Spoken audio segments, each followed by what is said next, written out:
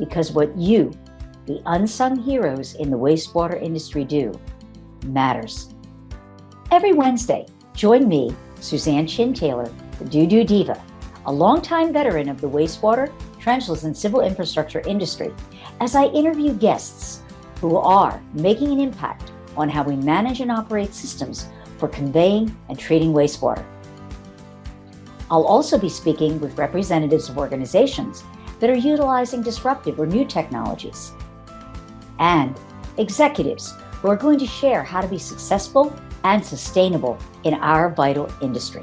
So whether you want to learn about the latest trends in technology in treatment or trenchless, gain tips on training and retaining great talent, or simply how to be more efficient, productive, or profitable, this podcast is for you.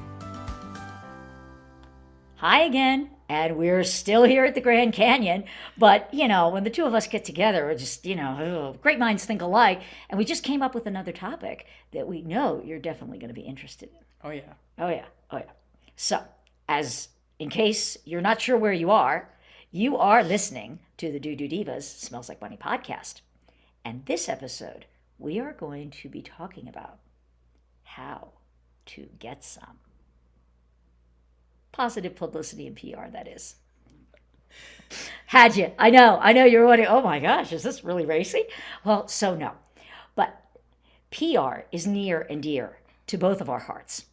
And one thing that we want to share with you about PR, and you may not know this, is that of all of the marketing mediums that you could choose, PR has the highest return on investment, is evergreen, and can be used in so very many ways. Bill Gates once stated, if I were down to my last marketing dollar, I'd spend it on PR. And so what does that tell you? So without further ado, I am going to turn this over to Mary Shafer, resident content and PR director for Creative Raven.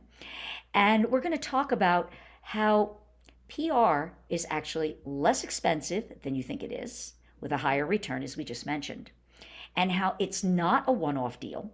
We should never be creating content that is what we consider one and done, and how it can really be utilized in so many different ways, like we talked about in our last podcast about digital marketing, and PR is just another leg for that. And so now when we talk about the digital footprint, there are three prongs to this stool to keep it steady. One is a strong website. The second is your content and your social media presence. And the third is PR and where you are being seen in the media. So, Mary, all yours. Well, my background is in publications, and so I actually was on the other side of this. I often was functioning as an editor who received press releases or news releases from companies who wanted to get their story out. And often I was the one that decided what got published and what didn't. So I know pretty well what people are looking for in a press release or news release. Press release is a dated term, obviously, because very few newspapers even exist anymore, but that's where they started. And the reason we say it's less expensive is that A, you can create a press release yourself, or someone in your company can do it. It's not a highly specialized form of communication. You want somebody that at least spells fairly well and can construct a coherent sentence and has a pretty good command of the English language, and really knows your business. But other than that, there's not a whole lot of specialized talent that you need to create these.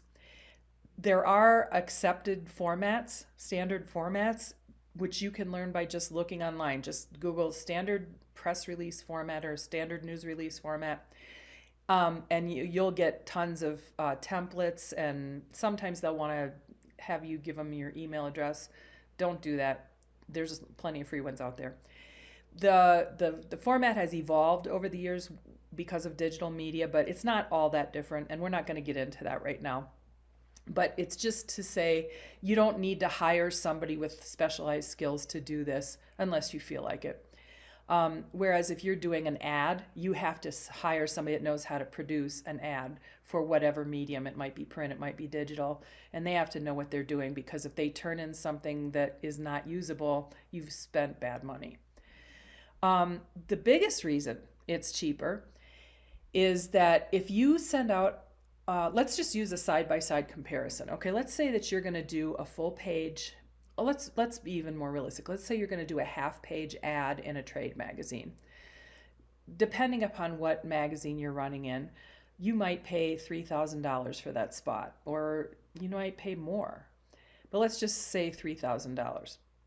That's just for the space. Now you're going to have to pay someone to produce your ad, which means you're going to have to deal with a writer, a copywriter, a layout person, and possibly somebody that, wants to fine tune it or has to do art for it. You're going to have to pay for the photography, whether it's stock or, somebody has to come take pictures of your stuff.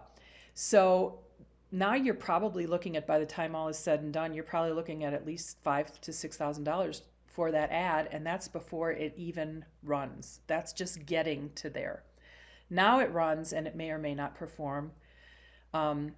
Marketing is an art and a science. It's a craft. Hopefully you're having it performed by people that know what they're doing, but there's never a guarantee it's going to work. There's a number of reasons it might take off like a bat, and there's other reasons it might just tank. You just don't know. But press releases are very different because, number one, it's just written. It's always better if you provide a photograph with it. A press release that's delivered with a photograph, a usable, clear, clean, sharp, well-lit photograph, is 50% more likely to get published. Secondly, the first person you have to sell on getting that published is the editor. Actually, these days, it might even be an underling. It might just be somebody that's doing the email for that editor, and that person has been trained about what kind of stuff is absolutely going in the circular file right away and may or may not ever get past them to the editor. So, but let's just say you're shooting for the editor. Well, once the editor looks at your press release and decides, you know what, this really is kind of interesting for our readership, I think we'll run this. Now, they almost certainly will edit it for length and sometimes for clarity. One thing I guarantee you they're going to edit is if you make your press release sound like an ad, they're going to throw it away. So any money that you have invested in that is going to go down the tubes. Your press release cannot sound like a commercial. Your press release needs to sound like news. And if the editor decides it's news, guess what? The readers will agree, yes, this is news. The editor clearly thinks this is news. And guess what that does? Getting that editor's imprimatur, getting their thumbprint of approval on your piece gives it credibility that you cannot buy for any amount of money. Whereas if someone's reading an ad, think about the way you read. When you read an ad, you know you're reading an ad. Someone paid to have that put in there. They can pretty much say anything they want unless it's so egregiously false, although these days anything seems to go. But generally with our trade magazines, we know for a fact because we work with them, they are pretty good about making sure that the content you get in your ads is realistic and factual. But it's still an ad. You're paying to say it, so it has a certain level of credibility. But when you get the credibility of an editor saying that the news you want to share is indeed industry news, now your claims have a whole different level of credibility with people. So they're taking this in with that. And not only that, they've now dropped that filter that they have when they're looking at an ad that makes them want to go, yeah, I don't know. They could say anything they want. Now they start really looking and saying, this really is happening, or wow, that sounds like a pretty good piece of equipment. But here's the deal. You can't just say, hey, we got this great piece of equipment and you should buy this and this should be in your shop. No, what you do is you do a press release about, say, a case study of a project you're working on now or that you just completed. And you say, I'm going to let Suzanne tell you, there's a certain formula for this that you use for a case study. It's very simple and very effective.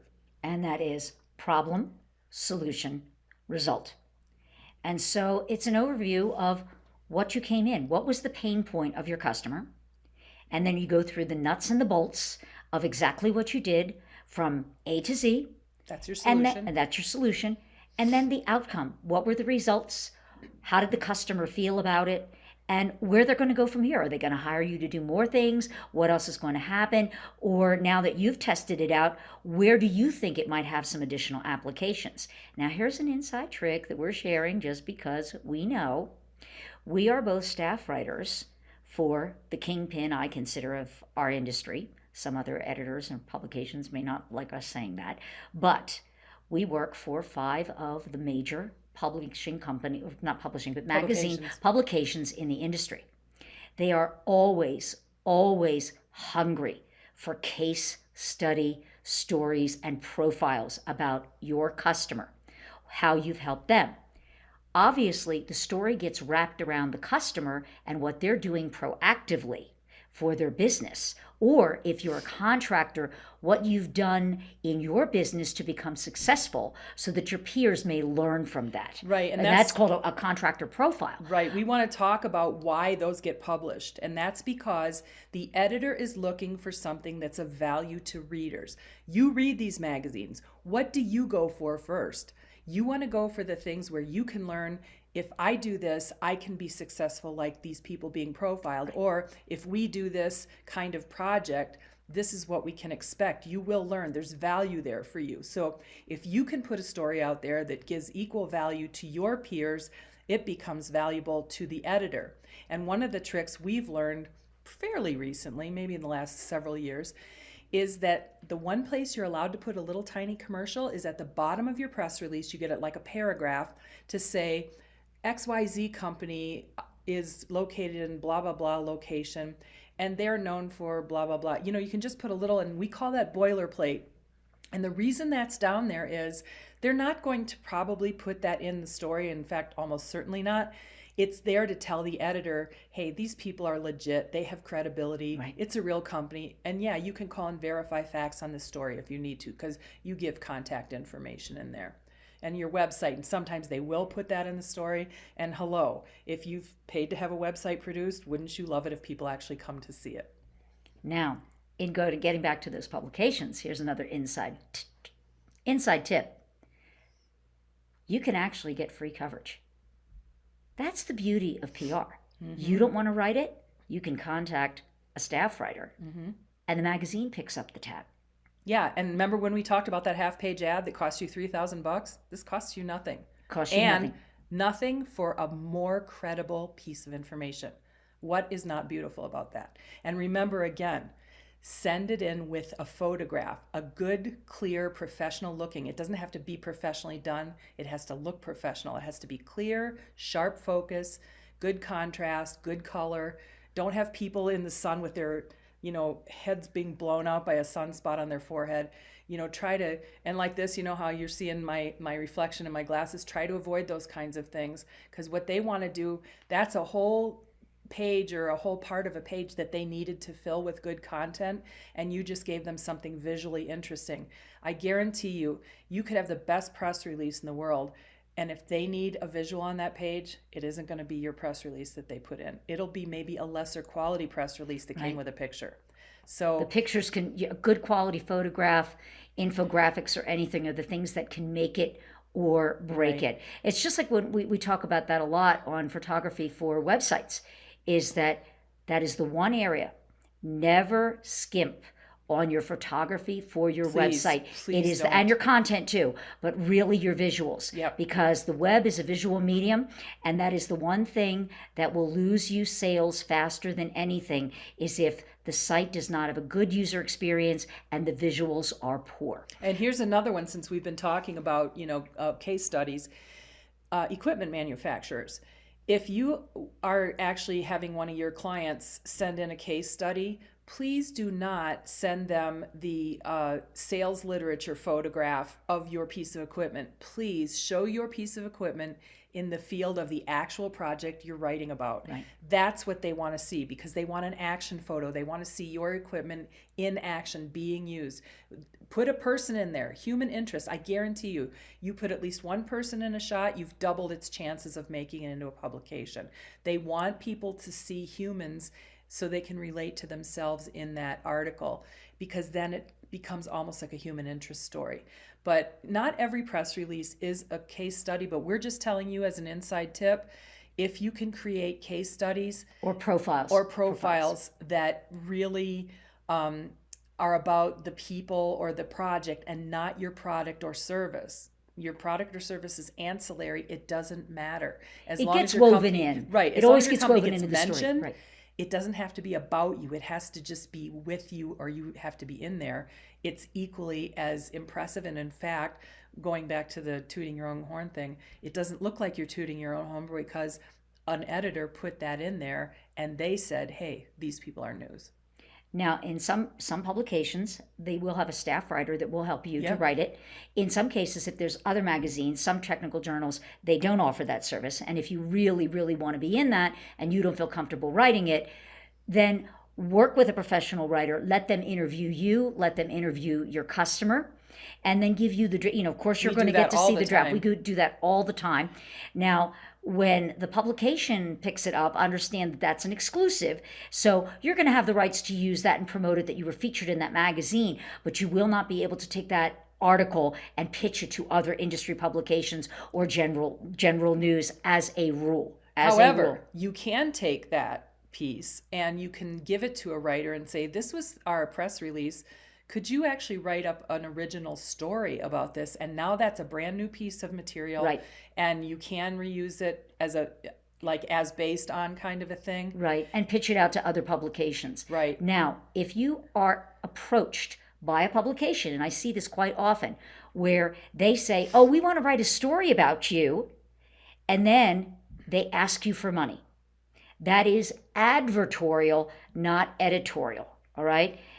If you want to do that, go ahead and spend that money if that's the way, but do note that will be perceived by the reader as a paid ad. Yeah. It might be interesting content, but it's paid. So it doesn't carry the unbiased credibility of a true editorial piece. That's correct. And this is not to say that they're not valuable in right, some they ways. are valuable in some ways. And yeah. especially if you're talking about things like new technology, right. There's sometimes like if a new technology hasn't been used yet, you don't have, a case study, but you can kind of conjecture about that or kind right. of, those are legit, and that there's reasons to do that, but we're not going to get into all that today. We just want to talk about PR.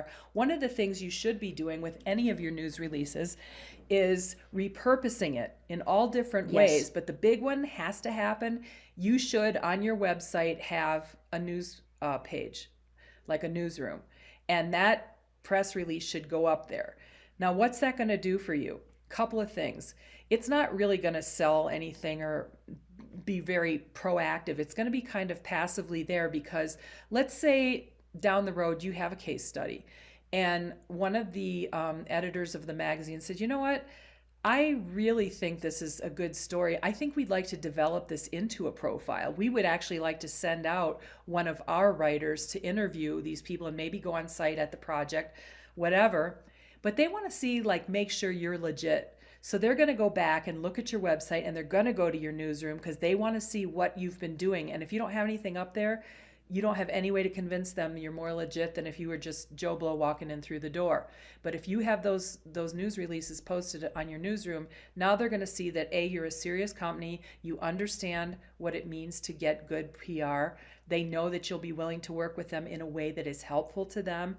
All kinds of things that just add up to a good thing for you. So let's talk about a little bit about what happens with PR, where you can have an ad that's a one-off, although that's not a good practice either, but it can happen. And you can have a one-off PR, but there's going to be limited value there. What you really want to do if you're going to have a successful PR program is to have a whole campaign. Like you have rules, like every time we have a new product, we issue a new product release. That's one kind of news release. Now, every time we get a new client, we ask them up front, would you please let us know when you're going to use this so we can come out and take pictures for a case study? Great. If you're somebody that is a contractor, okay, Suzanne and I are both going to tell you this over and over and over again. The one most valuable thing you can have when you send your guys into the field in a crew to do work is make sure one of them has a camera. And they all have cameras in their pocket because it's their phone. Again, this does not have to be professional photography. It just has to make good quality photographs that are clear and you can understand what's going on. If you're sending people out on a job site and you do not record some of what you do, not necessarily video, but why not? It's a great medium, but at least still photos, you are leaving money on the table. Period, end of story. This is not anything you can argue about. If you are not using that time in the field to grab some images of what you're doing, you are absolutely leaving money on the table. And it's all this kind of money that's actually leveraged money because you're not spending anything to get it, as we've explained. So you want to budget for that. You want to plan for it. You want to resource it with those people with the cameras. Whatever you need to put that in. It's not a big deal to do it. Sit down, at the end of the year between Christmas and New Year's, if you work at all, take a day, write out your PR plan, make sure whoever needs to know about it, and will implement it, and task them with that responsibility. The elements of a solid PR program are kind of what we just talked about. Decide what's newsworthy, be realistic. I mean, some people will send in inane things and literally, I can guarantee you, editors sit in the office and laugh at that. They do. We've done it 100 times. And then the big thing, and this is huge. We talked in our last podcast about the value of social media. And all of that is true, but here's the one thing that's not great about social media. It depends on you leveraging the existence of someone else's, what would you call it, format or platform. It might be Facebook, it might be, whatever.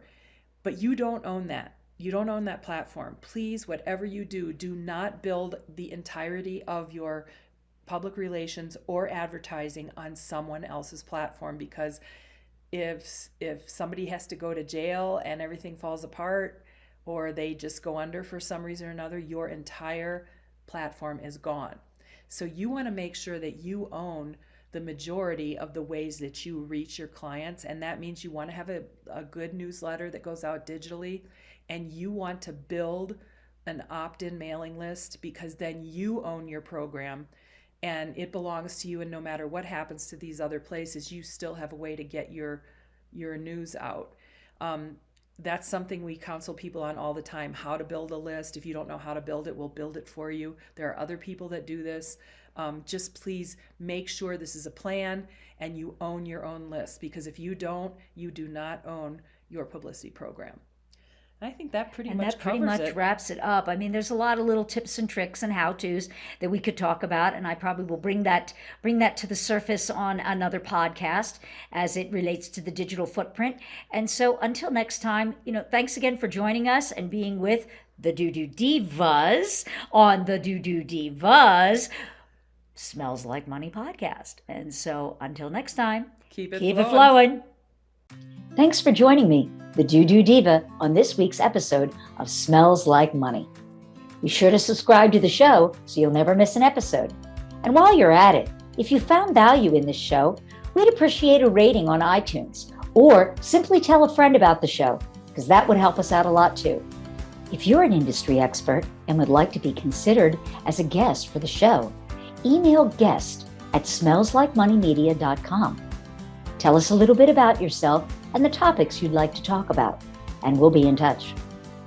For more information about our family of marketing, international business development, and workforce training companies dedicated to the empowerment and education of our industry, call us at 760-217-8010 or email me at raven@creativeraven.com. Until next week, a big shout out to all my industry friends and those who will be. You're my superheroes.